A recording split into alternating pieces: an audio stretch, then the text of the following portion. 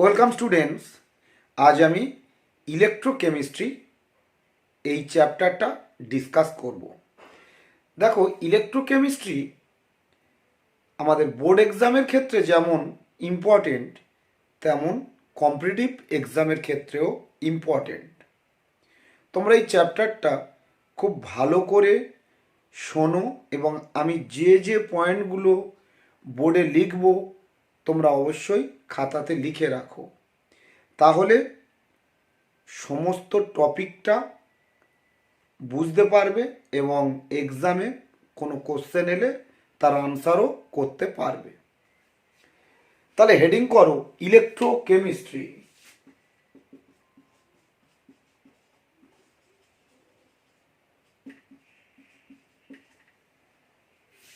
দেখো, ইলেকট্রোকেমিস্ট্রি প্রথমে যে টপিকটা আমরা ধরব তাকে আমরা বলছি electrochemical cell or galvanic cell. এইটা আমাদের জানতে হবে যে what is electrochemical cell or galvanic cell. তাহলে লেখো যে ইলেকট্রোকেমিক্যাল সেল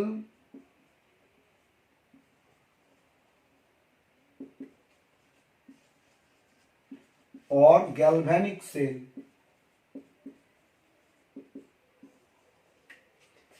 দেখো,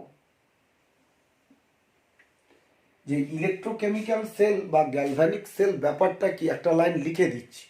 দেখ, একটা ডিভাইস আছে, যে ডিভাইসে না কেমিক্যাল এনার্জি ইলেকট্রিক্যাল এনার্জিতে কনভার্ট হবে, তখন সেই ডিভাইসকে বলবো আমরা কি না galvanic sell or electrochemical sell. ঠিক আছে, তাহলে এখানে একটা লাইন লিখে দিচ্ছি আমরা, তোমরা লেখো যে the device in which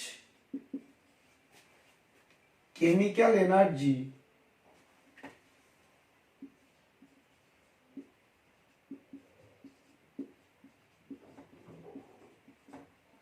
is converted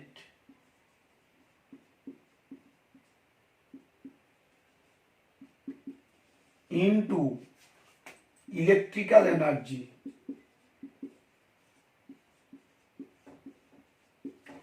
is called electrochemical cell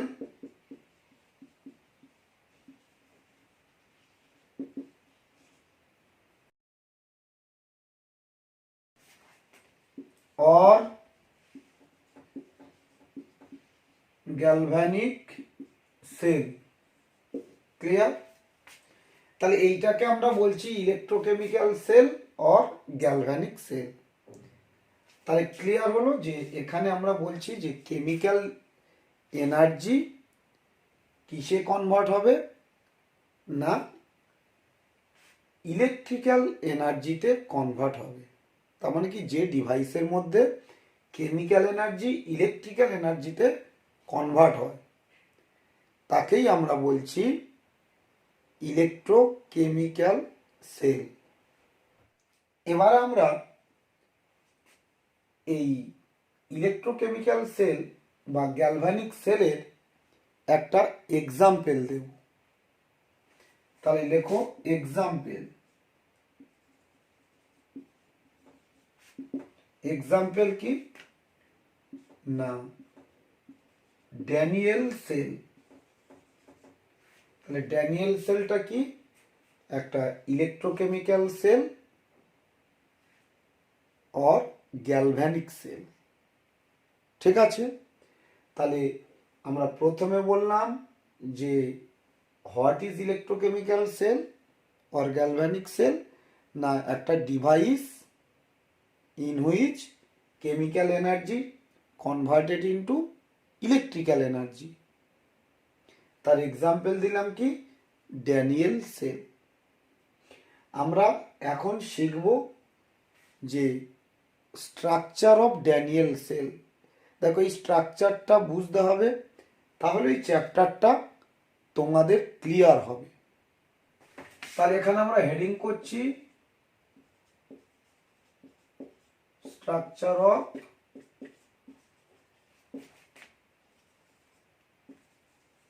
sell. খুবই ইম্পর্টেন্ট এই জায়গাটা, ভালো করে শিখতে হবে।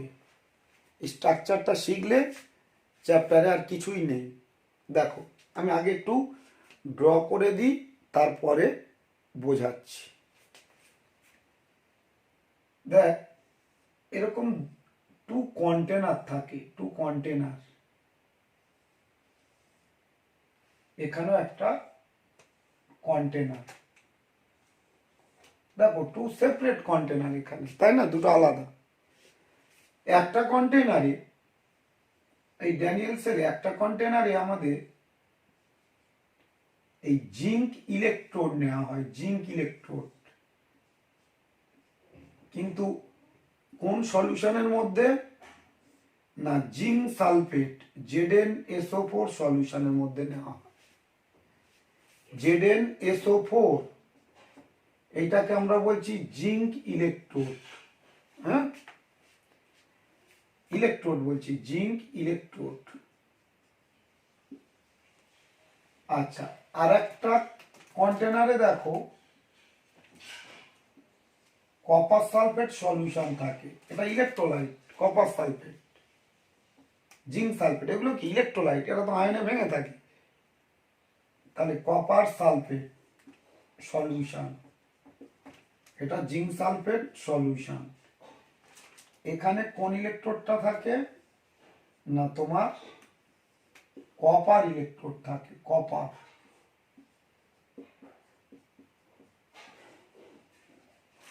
এটা জানতে হবে কিন্তু, না হলে হবে না। দেখ, আর এই দুটো ইলেকট্রোলাইট সলিউশন এরকম একটা ইউ শেপড,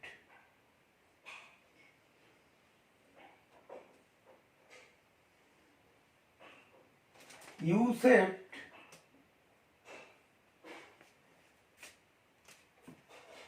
একটা সল্ট ব্রিজের সাহায্যে কানেক্টেড থাকে। সল্ট ব্রিজ, এটাকে বলি salt bridge.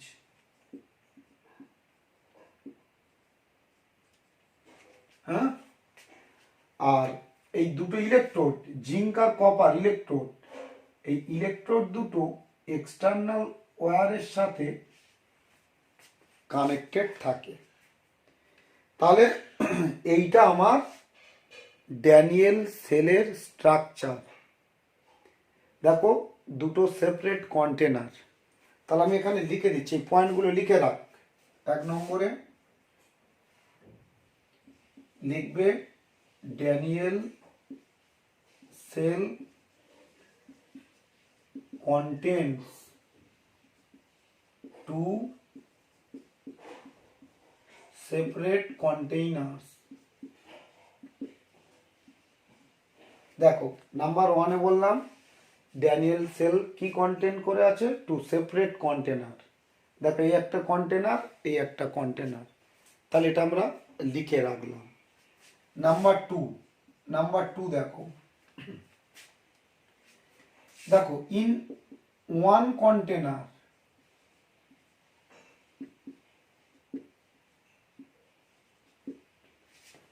zinc electrode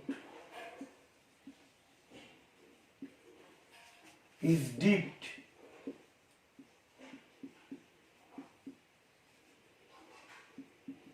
into ZnSO4 solution।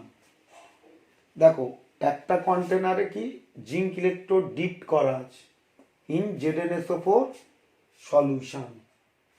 আচ্ছা, ইন অ্যানাদার কন্টেনার দেখো copper electrode is dipped in copper sulphate solution.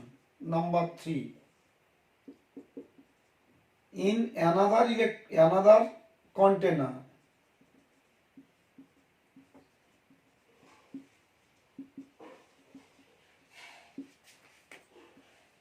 copper electrode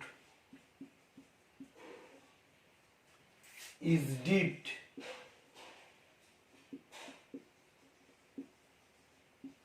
into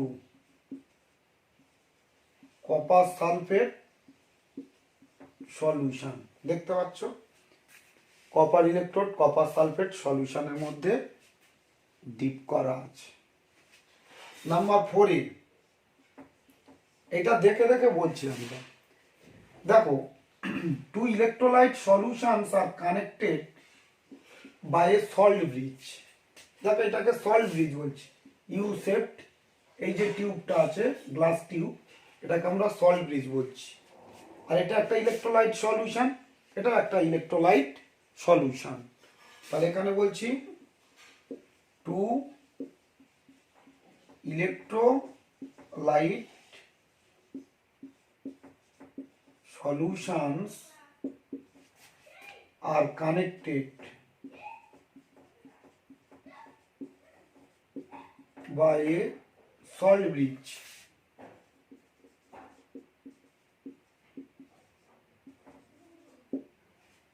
ঠিক আছে, আর দুটো ইলেকট্রোড দেখ কানেক্টেড করা আছে এক্সটার্নাল ওয়্যার, তাই না? লাস্ট পয়েন্ট বলছি, two electrodes are connected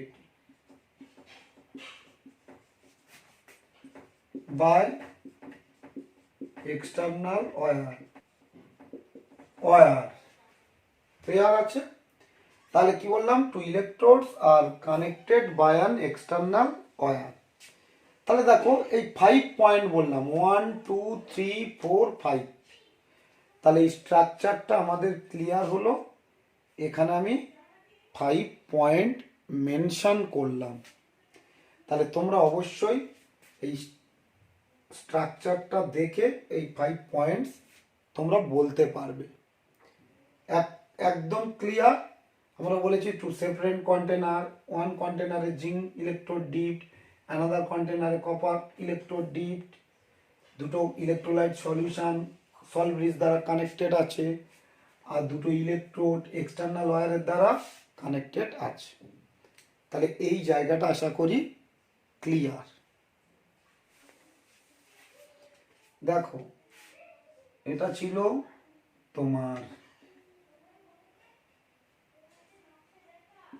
ZnSO4 solution, আর এটা ছিল কপার সালফেট সলিউশন, এই তো। এটা ছিল জিঙ্ক ইলেকট্রোড। আচ্ছা, এবার আমরা পড়াবো ফাংশন অফ ড্যানিয়েল সেল। তাহলে এখানে লেখো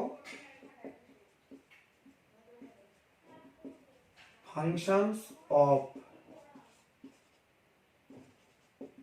Daniel cell।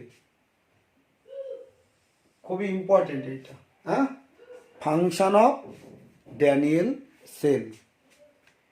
তাহলে নাম্বার 1-এ আমরা বলছি, দেখো ফার্স্ট লিখব at zinc electrode oxidation takes place.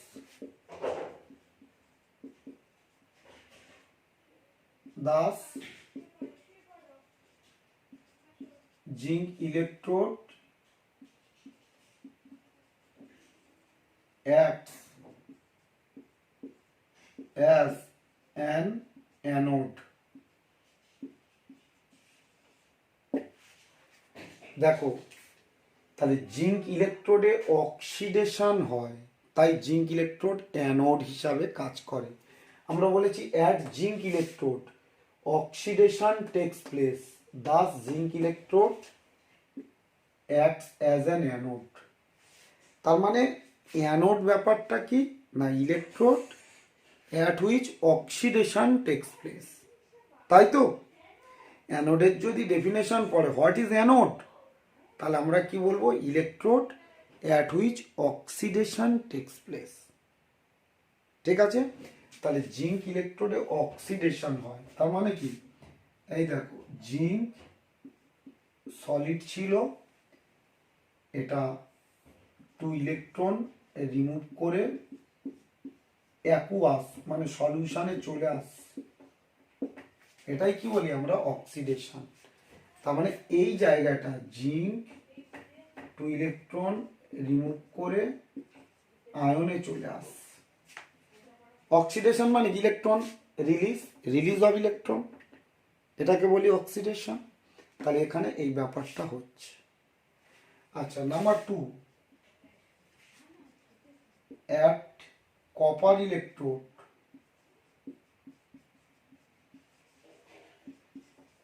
reduction takes place. Thus copper electrode acts as a cathode. দেখো কপার ইলেকট্রোডে রিডাকশন হচ্ছে, তাই কপারকে আমরা বলছি ক্যাথোড। আমরা জানি যে electrode at which reduction takes place is called cathode. তাহলে এখানে কপার ইলেকট্রোডে কি হচ্ছে, রিডাকশন হচ্ছে, তাই কপার ইলেকট্রোডটা কি, ক্যাথোড। তাহলে এখানে তাহলে কপার, দেখো কপার এই আয়নে কি ছিল 2+, এখানে তো কপার 2+, সালফেট 2-, Cu2+, SO4 2-, তাহলে এখানে কপার আয়ন সলিউশনে ছিল অ্যাকুয়াস মিডিয়াম, সেটা এই যে ইলেকট্রনে ছাড়ছে, ইলেকট্রন নিচ্ছে, নিয়ে তোমার কপার সলিডে কনভার্ট হচ্ছে। ঠিক আছে, তাহলে ব্যাপারটা ক্লিয়ার। তার মানে এই ইলেকট্রনে কি হচ্ছে, তোমার কপার আয়ন 2 ইলেকট্রন অ্যাকসেপ্ট করে সলিডে কনভার্ট হচ্ছে, সলিড কপার। তাহলে নাম্বার 3-তে আমরা বলছি, ভালো করে দেখো, তাহলে এই ইলেকট্রোডটা মানে জিঙ্ক ইলেকট্রোডে অক্সিডেশন হয়েছে, তার মানে জিঙ্ক সলিউশনে চলে এসছে, আয়নে চলে এসছে মানে কি সলিউশনে চলে এসছে। তার মানে জিঙ্ক ইলেকট্রোড গ্র্যাজুয়ালি কি কোরোটেড হচ্ছে, বিকেম কোরোটেড বা বিকেম থিন। থিন মানে কি, মানে হালকা হয়ে যাচ্ছে, ক্ষয় হচ্ছে, তো কোরোটেড হচ্ছে। আর উল্টো দিকে দেখো, কপার আয়ন ইলেকট্রন নিয়ে কি হচ্ছে, কপার সলিডে কনভার্ট হচ্ছে। তার মানে এই কপার ইলেকট্রোডটা আস্তে আস্তে কি হচ্ছে, থিক মানে কি মোটা হচ্ছে, পুরু হচ্ছে, কপার ইলেকট্রোড বিকেম থিক। তাহলে এখানে আমরা নাম্বার 3-তে পয়েন্ট লিখবো কি, যে জিঙ্ক ইলেকট্রোড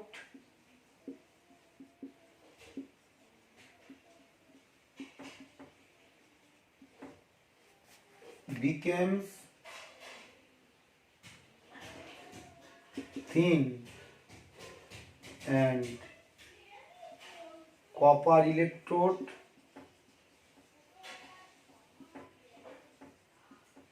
became thick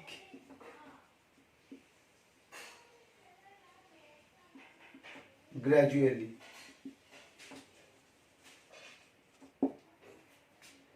তাহলে জিঙ্ক ইলেকট্রোড বিকেম থিন আর copper electrode became thick gradually. ঠিক আছে, আচ্ছা, খুব ইম্পর্টেন্ট জায়গা এটা। দেখো নাম্বার 4-এ আমরা বলছি, নাম্বার 4-এ দেখ, তাহলে এখান থেকে ইলেকট্রন রিলিজ করছে, তাহলে এই ইলেকট্রনগুলো কি হচ্ছে, তোমার এই জায়গা থেকে কোন দিকে যাচ্ছে, কপার ইলেকট্রোডের দিকে যাচ্ছে। তাহলে ইলেকট্রন ফ্লো করছে কপার ইলেকট্রোডের দিকে, তাহলে এই ইলেকট্রনগুলো কপার ইলেকট্রোডের দিকে ফ্লো করছে। আর যেদিকে ইলেকট্রন ফ্লো করে তার অপোজিট দিকে কি হয়, কারেন্ট ফ্লো করে। আমরা তো জানি যে ইলেকট্রন যেদিকে ফ্লো করে তার অপোজিট দিকে কারেন্ট ফ্লো করে। তাহলে কারেন্ট ফ্লো এদিকে করছে, current flow copper electrode I দিয়ে ডিনোট করছি, কপার ইলেকট্রোড থেকে জিঙ্ক ইলেকট্রোডের দিকে কারেন্ট ফ্লো করছে, আর ইলেকট্রন ফ্লো করছে জিঙ্ক থেকে কপার ইলেকট্রোডের দিকে, তাই না? তাহলে এখানে আমরা লিখব flow of electron takes place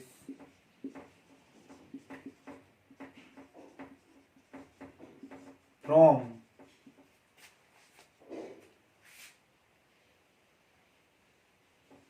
zinc to copper electrode and flow of current takes place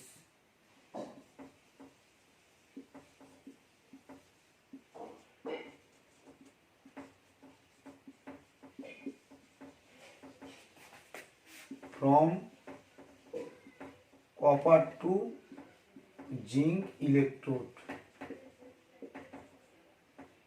clear? তাহলে জিঙ্ক থেকে কপারের দিকে ইলেকট্রন যায় আর কপার থেকে জিঙ্ক ইলেকট্রোডের দিকে কারেন্ট ফ্লো করে। দেখো এগুলো কিন্তু এমসিকিউ আসে, খুব ভালো করে এই পয়েন্টগুলো পড়বে, ইম্পর্টেন্ট পয়েন্ট এটা।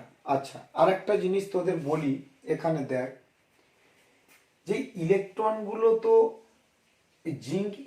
জিঙ্ক রড ইলেকট্রনগুলো রিলিজ করে আয়নে কনভার্ট হচ্ছে, তাহলে ইলেকট্রনগুলো তো এই জিঙ্ক রডের জায়গায় ডিপোজিটেড হচ্ছে, তাহলে ইলেকট্রন ডেনসিটি এই জিঙ্ক ইলেকট্রোডে ইনক্রিজ করছে। তাহলে জিঙ্ক ইলেকট্রোডে ইনক্রিজ করলে তাহলে জিঙ্ক ইলেকট্রোডটা কি হবে? নেগেটিভ, যেহেতু ইলেকট্রন ডেনসিটি বেশি। তাহলে একটা নেগেটিভ হলে আর একটা কি? পজিটিভ, তাহলে অপোজিটটা পজিটিভ। তাহলে এখানে দেখো zinc electrode anode but negative, anode যে পজিটিভ হবে এটা কোনো এই কথাটা ঠিক না যে অ্যানোড পজিটিভ হতে পারে নেগেটিভ হতে পারে। অ্যানোড কাকে বলবো না, যে ইলেকট্রোডে অক্সিডেশন হয় ওটাই অ্যানোড। তাহলে এই ইলেকট্রোকেমিক্যাল সেলে বা ড্যানিয়েল সেলে তাহলে জিঙ্ক ইলেকট্রোড কি act as a negative electrode আর copper electrode act as a positive electrode. ঠিক আছে? তাহলে এটা খুবই ইম্পর্টেন্ট পয়েন্ট, এটা 5th পয়েন্ট আমি এখানে লিখে দিচ্ছি।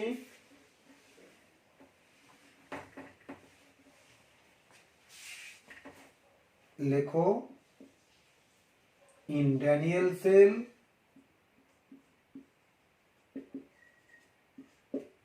zinc electrode acts as a negative electrode and copper electrode acts as a positive electrode.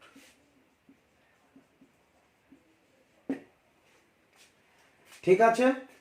তাহলে এই 5 পয়েন্টস আমরা ডিসকাস করলাম। এই ফাংশন খুবই ইম্পর্টেন্ট, এই 5টা ফাংশন কিন্তু তোমাদের জেনে রাখতে হবে। শুধু এখানে আমি মেনশন করিনি যে what is salt bridge, salt ব্রিজটা কি আর সল্ট ব্রিজের কাজ কি সেটা এখন আমি বলিনি। এবার আমরা ওই সল্ট ব্রিজটা কি এবং ওর ফাংশন কি ওটা নিয়ে ডিসকাস করব। আচ্ছা, এবার আমরা পড়ব যে হোয়াট ইজ সল্ট ব্রিজ, হ্যাঁ, and what is it's use.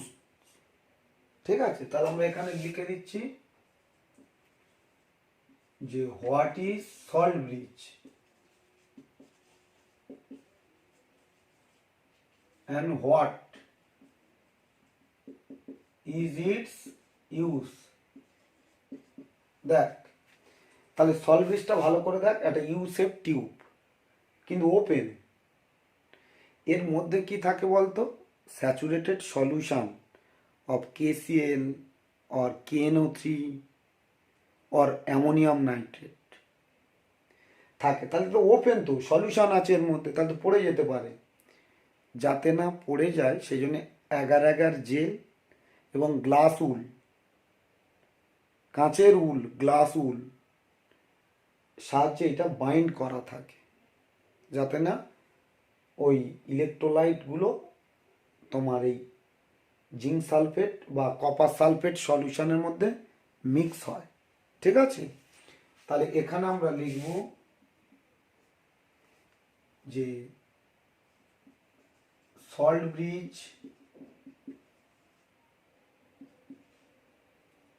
is a U shaped,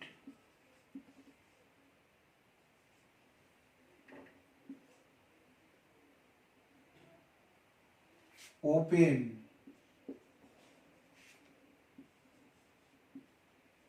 glass tube in which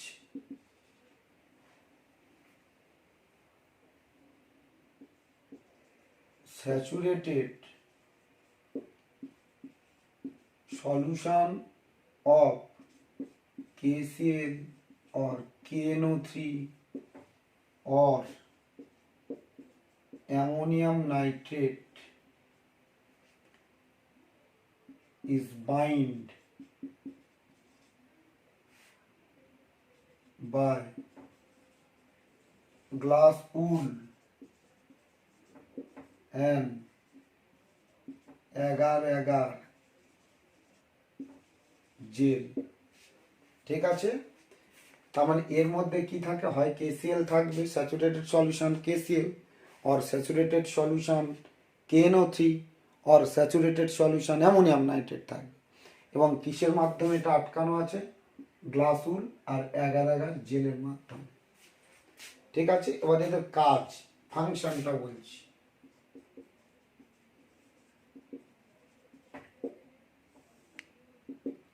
দেখো নাম্বার 1-এ বলছি,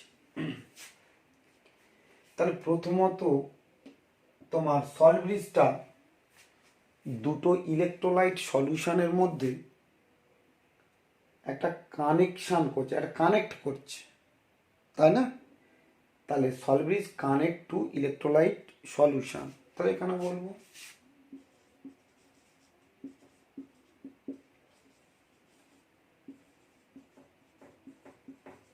connects to electrolyte solution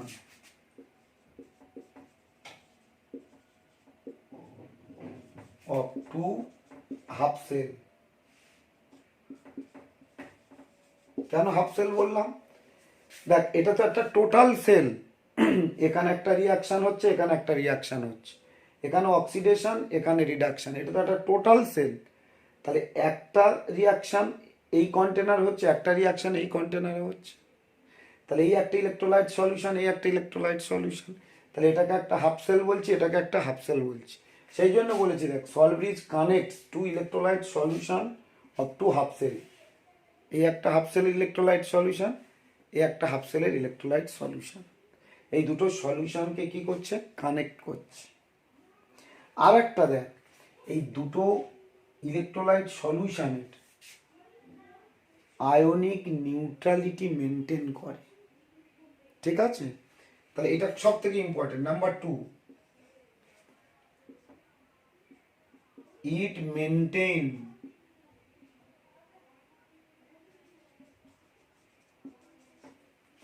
ionic neutrality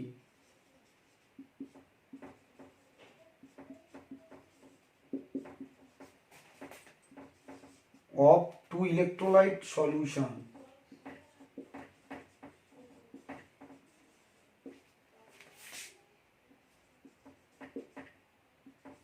of two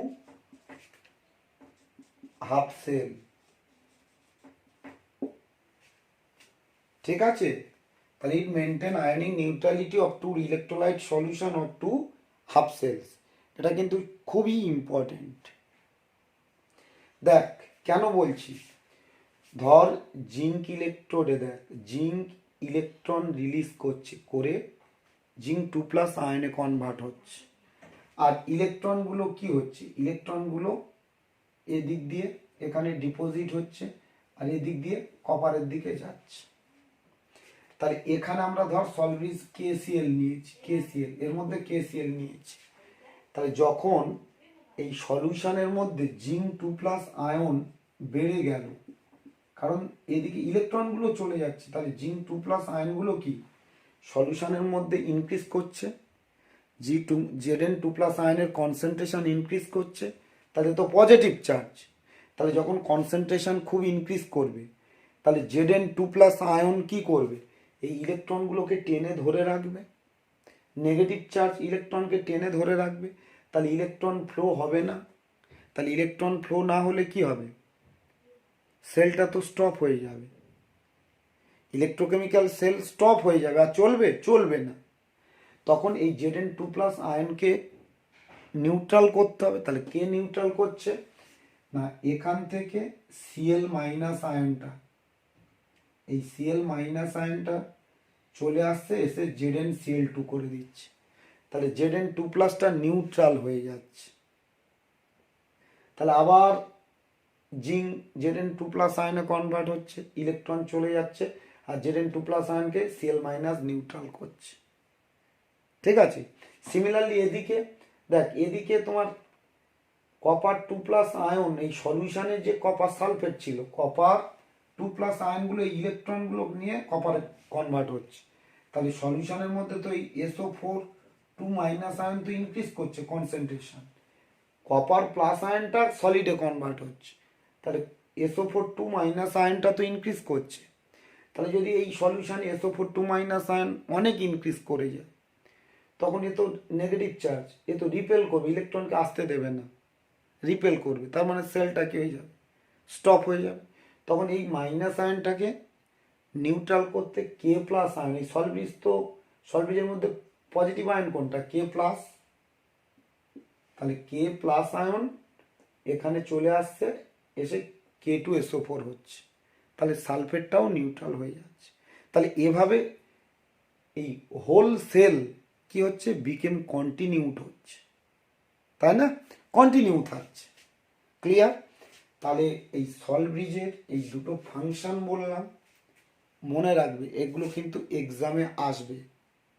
একটা দুটো ইলেকট্রোলাইট সলিউশনের মধ্যে কানেক্ট করছে, মানে দুটো ইলেকট্রোলাইট সলিউশনকে কানেক্ট করছে, আর দুটো ইলেকট্রোলাইট সলিউশনের আয়নিক নিউট্রালিটিকে মেনটেন করছে। তাহলে এই জায়গাটা বোঝা গেল, ক্লিয়ার হলো? আশা করি সবাই বুঝতে পেরেছ। তাহলে এই স্ট্রাকচারটা, এই ড্রয়িংটা মাথায় থাকলে তোমরা কিন্তু ইলেকট্রোকেমিক্যাল সেলটা বুঝতে পারবে। তাহলে এখন আমি এটা মুছে দিলাম। এবার আমি কয়েকটা ইম্পর্টেন্ট পয়েন্ট লেখাবো, সেই পয়েন্টগুলো একটু লিখে রাখো। দেখো, আমরা বলছি, ধর এই যে ইলেকট্রোকেমিক্যাল সেলটা আগে দেখালাম, সেখানে ফুল সেল রিয়াকশন, এই বললাম ফুল সেল ইকুয়াল টু কি বলছি? এদিকে একটা কন্টেনার ছিল, তাহলে হাফ সেল প্লাস কি হাফ সেল। এগুলো একটু লিখে রাখ, তাহলে মনে থাকবে। তাহলে অর আমরা কি লিখতে পারি?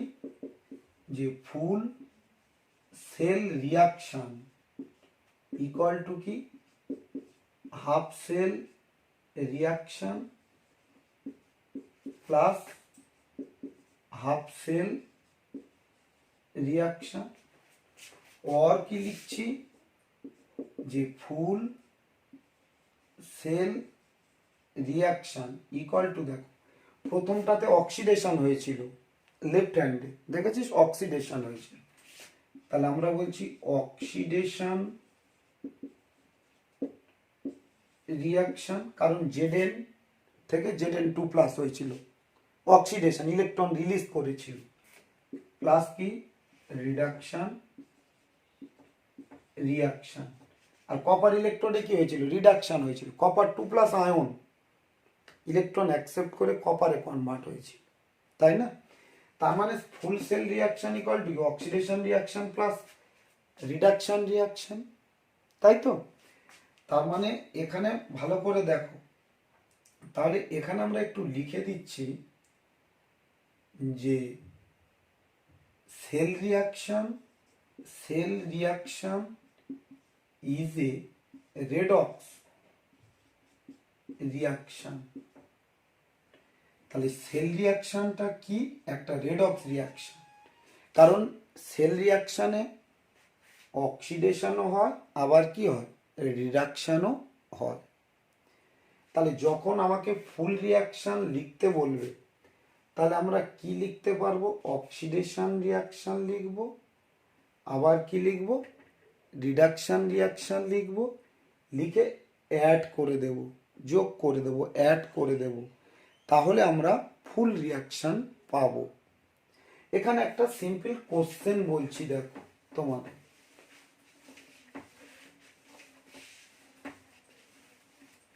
এগুলো কিন্তু সব লিখে রাখবে, হ্যাঁ, প্রত্যেকটা পয়েন্ট লিখে রাখবে।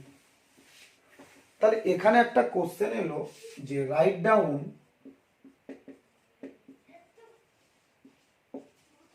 The Daniell cell reaction. ঠিক আছে, তাহলে দেখ, তাহলে আমরা দেখেছি যে সেল রিয়াকশন, এখনই আগে দেখলাম যে সেল রিয়াকশন ইকুয়াল টু কি? Oxidation reaction plus reduction reaction. তাহলে আগে আমরা লিখবো অক্সিডেশন কি না, জিঙ্ক সলিড কিসে কনভার্ট হয়েছে? আয়নি, অ্যাকুয়াস প্লাস 2 ইলেকট্রন। আর রিডাকশন কি হয়েছে না, কপার 2 প্লাস আয়ন অ্যাকুয়াস মিডিয়ামে ছিল, 2 ইলেকট্রন অ্যাকসেপ্ট করে কপার সলিডে কনভার্ট হয়েছে। তাহলে এটা নাম্বার 1, এটা নাম্বার 2। আমরা বলেছি ফুল সেল রিয়াকশন মানে কি? এই অক্সিডেশন প্লাস রিডাকশন। তাহলে অলওয়েজ যখন ফুল সেল রিয়াকশন করবে দুটো ইকুয়েশনে কিন্তু ইলেকট্রন নাম্বার ইকুয়াল থাকে, জানো। যদি ইলেকট্রন নাম্বার না ইকুয়াল থাকে তাহলে এই মাল্টিপ্লাই করে ইকুয়াল করে নিতে হবে। তাহলে এখানে ইকুয়াল আছে, তাহলে ইলেকট্রন ইলেকট্রন ক্যান্সেলড হচ্ছে যেহেতু আমরা অ্যাড করছি।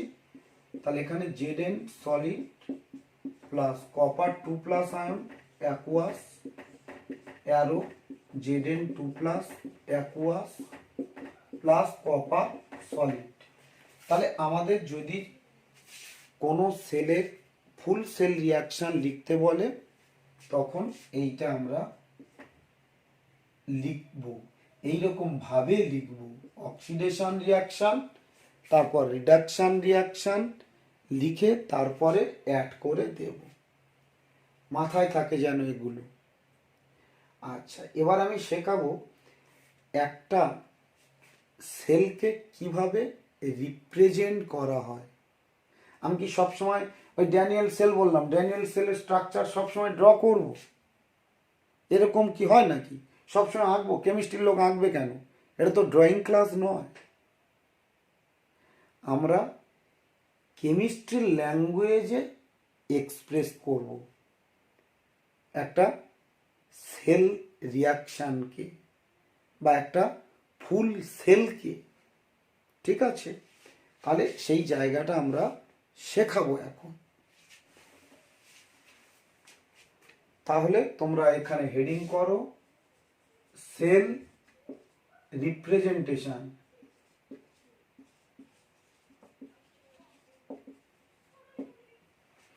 দেখো, সেল রিপ্রেজেন্টেশন করতে গেলে সবসময় লেফট হ্যান্ড সাইডে আমরা দেখিয়েছি অক্সিডেশন রিয়াকশন থাকবে লেফট হ্যান্ড সাইডে, তারপর এরকম সল্ট ব্রিজ থাকবে, এটা সল্ট ব্রিজ ইন্ডিকেট করে ডবল স্ল্যাশ, তারপরে রিডাকশন রিয়াকশন লিখতে হয়।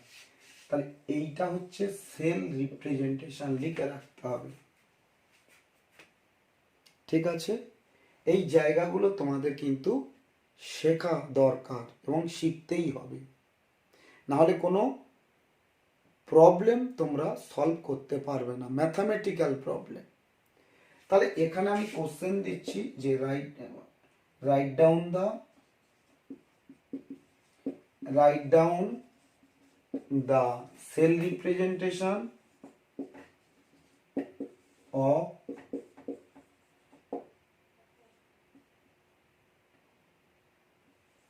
Daniel sell.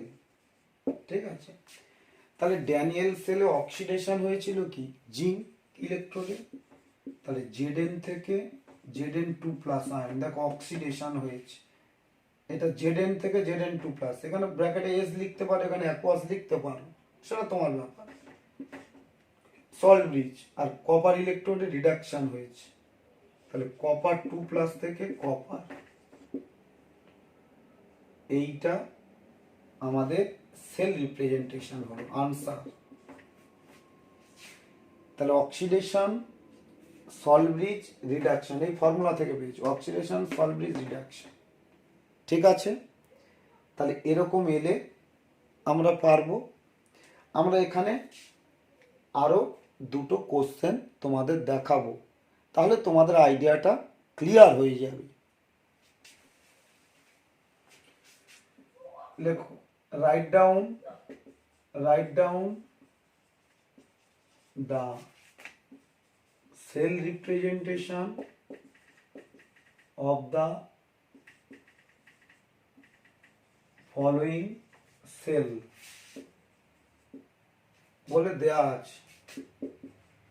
Fe plus 2Ag plus arrow Fe2 plus plus 2Ag, এটা সিলভার, হ্যাঁ, Ag মানে সিলভার। তাহলে এইটার সেল রিপ্রেজেন্টেশন আমার করতে হবে আনসার। তাহলে আগে বুঝে নাও, এখানে দেখ আয়রন থেকে আয়রন 2 প্লাস, তার মানে আয়রন ইলেকট্রন রিলিজ করেছে, তার মানে এটা কি অক্সিডেশন। আর এখানে সিলভার প্লাস থেকে সিলভার, মানে এখানে ইলেকট্রন অ্যাকসেপ্ট করেছে, তাহলে এটা রিডাকশন। আগে এটা দেখে নেবে, তাহলে তোমরা লিখতে পারো। তাহলে এরকম আছে যখন, তাহলে আমরা এখান থেকে আমরা কি লিখব, এখান থেকে আমরা প্রথমে লিখব যে অক্সিডেশন, আমরা জানি সেল রিপ্রেজেন্টেশন, তাহলে সেল রিপ্রেজেন্টেশন বলে আমরা লিখব অক্সিডেশন রিয়াকশন, তারপরে রিডাকশন রিয়াকশন, এটা বলে নেব। তারপরে লিখব অর অক্সিডেশন আয়রন, আয়রন থেকে Fe2 প্লাস, আর রিডাকশন সল্ট ব্রিজ, এটা Ag প্লাস থেকে Ag। এখানে যে 2 আছে এগুলো দেওয়ার দরকার নেই, Ag প্লাস থেকে Ag, তুমি শুধু যে সিলভার রিডাকশন হচ্ছে সেটাই দেখাবে। তাহলে এই জায়গাটা ক্লিয়ার। এরকম যদি কোনো একটা রিয়াকশন দেয়া থাকে সেল রিয়াকশন, তাহলে তার কি সেল রিপ্রেজেন্টেশন তোমরা অবশ্যই করতে পারবে, কিন্তু যেমন বললাম এটাকে তোমাদের ফলো করতে হবে, না হলে পারবে না। অ্যানাদার কোশ্চেন বলছি, দেখো আমাদের দেয়া আছে, ধর যে দেয়া আছে তোমার chromium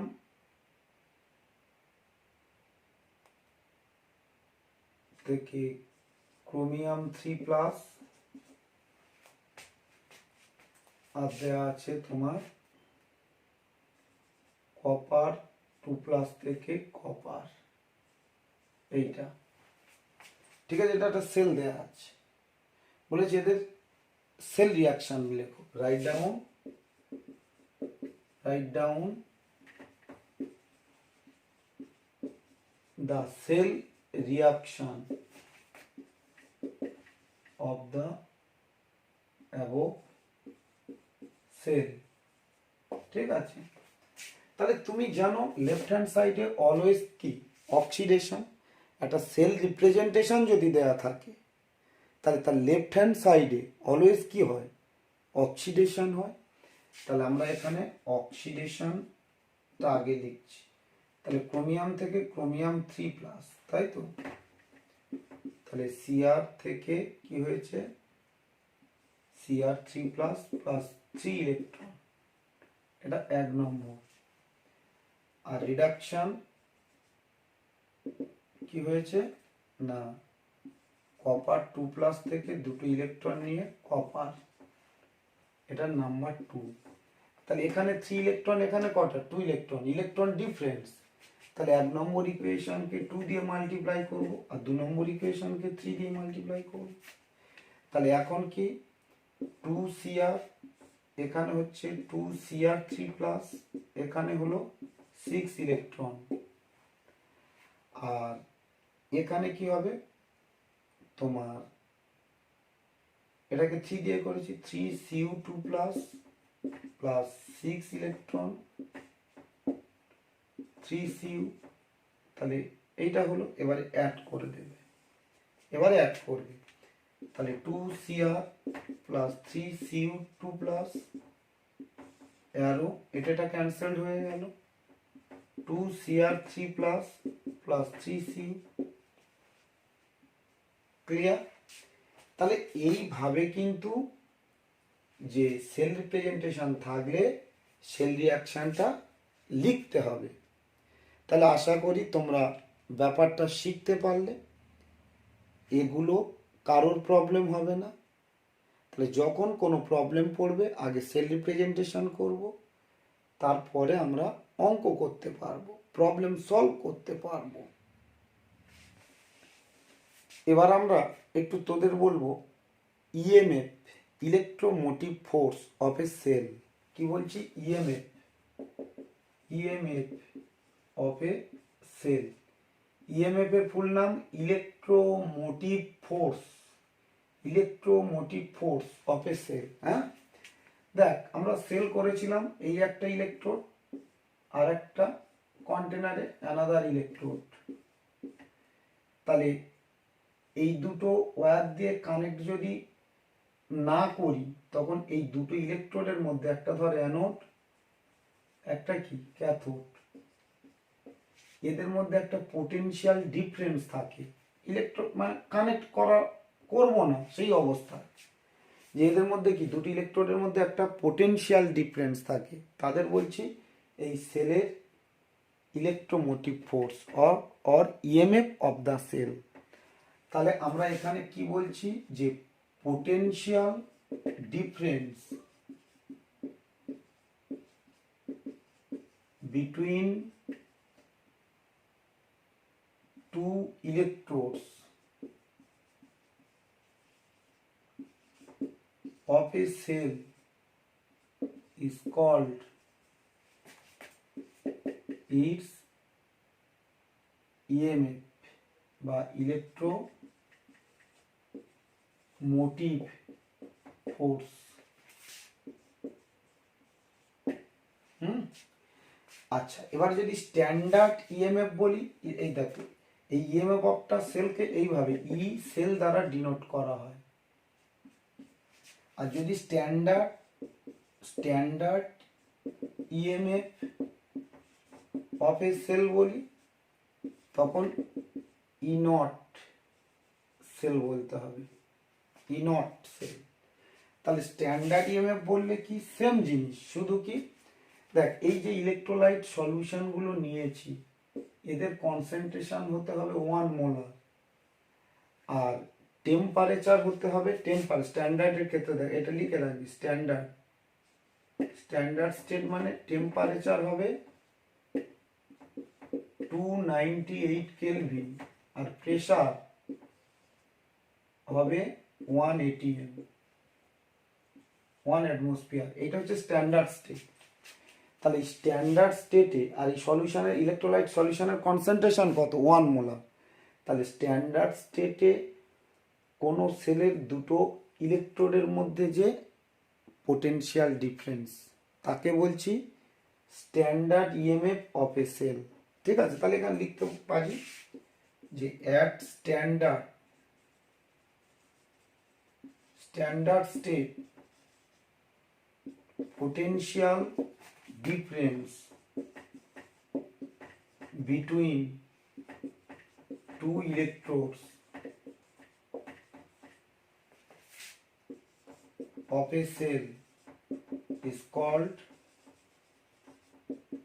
its E0 cell. Clear?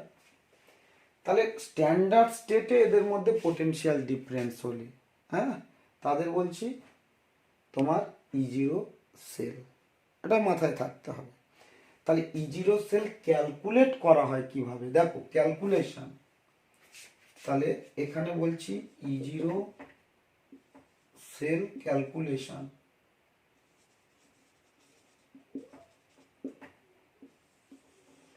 দেখ E0 সেল ক্যালকুলেশন একটা ফর্মুলা আছে, এইটা আমরা পরে দেখাবো, এদের এই ফর্মুলার উপরে প্রবলেম করাবো, এই ফর্মুলারই উপরেই কেবল প্রবলেম আছে। হ্যাঁ, তাহলে কোনো সেলের যদি E0 সেল বের করি, তখন এই E0 right hand side minus E0 left hand side, এই ফর্মুলাটা ইউজ করতে হয়। E0 right hand side minus E0 left hand side. E0 right hand side মানে কি, তোমার ইলেকট্রোড E0 মানে স্ট্যান্ডার্ড ইলেকট্রোড পোটেনশিয়াল, এটা আমি পড়াবো। হ্যাঁ, পরের ক্লাসেই পড়াবো, এটা পরের ক্লাসেই আমরা পড়াবো স্ট্যান্ডার্ড ইলেকট্রোড পোটেনশিয়াল। তাহলে এখন শুধু ফর্মুলাটা লিখে রাখো। E0 মানে কি বললাম, electromotive force, standard electromotive force of the sell equal to E0 right hand side মানে যে সেল রিপ্রেজেন্টেশন করি তার রাইট হ্যান্ড সাইডের E0 মানে electrode potential minus left hand side তার ইলেকট্রোড পোটেনশিয়াল। এটা এখন জানতে হবে না, শুধু এই ইকুয়েশনটা তুমি লিখে রাখো। পরের ক্লাসে আমি এই স্ট্যান্ডার্ড ইলেকট্রোড পোটেনশিয়াল নিয়ে ডিসকাস করব, খুবই ইম্পর্টেন্ট ক্লাস হবে। তাহলে এখন আমি এটা মুছে দিলাম। তাহলে যেগুলো পড়ালাম তোমরা সবাই লিখে নিয়েছো, এবং এগুলো ভালো করে প্র্যাকটিস করো, খাতাটা ধরে প্র্যাকটিস করো এই পর্যন্ত। এখন এখান থেকে খুব একটা কোশ্চেন আসবে না, শুধু আসে যে what is solve bridge and it's function. হ্যাঁ, কিন্তু এই জায়গাটা একটু ভালো করে লিখে রেখো। তাহলে আমি এই পর্যন্ত রাখলাম, পরের ক্লাসে স্ট্যান্ডার্ড ইলেকট্রোড পোটেনশিয়াল নিয়ে আমি ডিসকাস করব।